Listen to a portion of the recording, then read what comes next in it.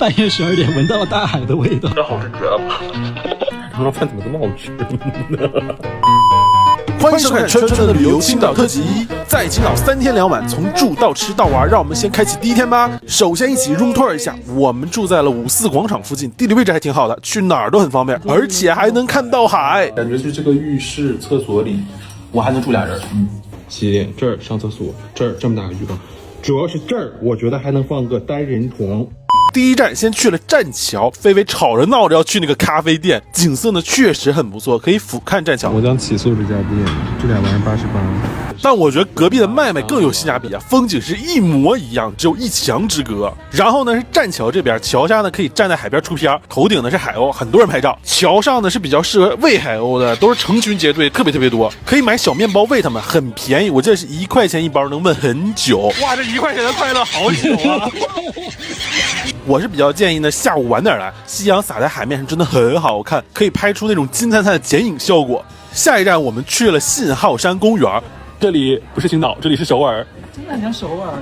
菲菲也在说，哇，这里可以拍出红房子顶被夕阳照得金黄的，还有那个机位很出片，就是得小心一点，老危险了。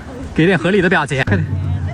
下山的路呢，我们还拍到了海边的建筑，也很好看。晚上呢，我们是去了一家叫什么的烧烤店，主要是想去吃他们那个海钓的干式熟成鱼，结果发现了好多好吃的。他们家鱼的品种呢是挺多的，我们最后呢点了一个金头鲷，它这个上面有红胡椒，看一下，哇，好糯呀！它这个鱼油脂就特别丰富。因为鱼呢是干式熟成的，鱼肉脱水之后鲜甜更集中，完全没有鱼的腥味，而且它油脂很厚啊，吃起来很软糯，很像奶酪的那种口感。而且我们还拼了一个火箭鱿鱼，也超好吃。这是一个火箭鱿，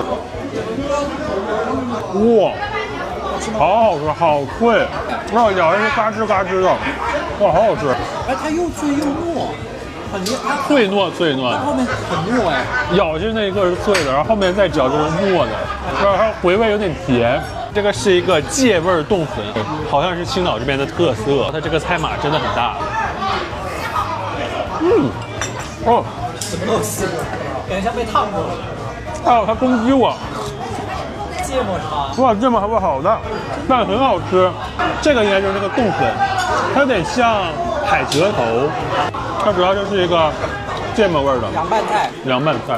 好客山东欢迎你，这么大一盘洋菜。它这个鱼杂有点像酱焖的，东北的那种酱焖的那种做法。哦，好吃这个鱼干，你快搜那个鱼干很好吃，哇，这好好吃。好吃，这分量也太大了，这谁吃得完呀？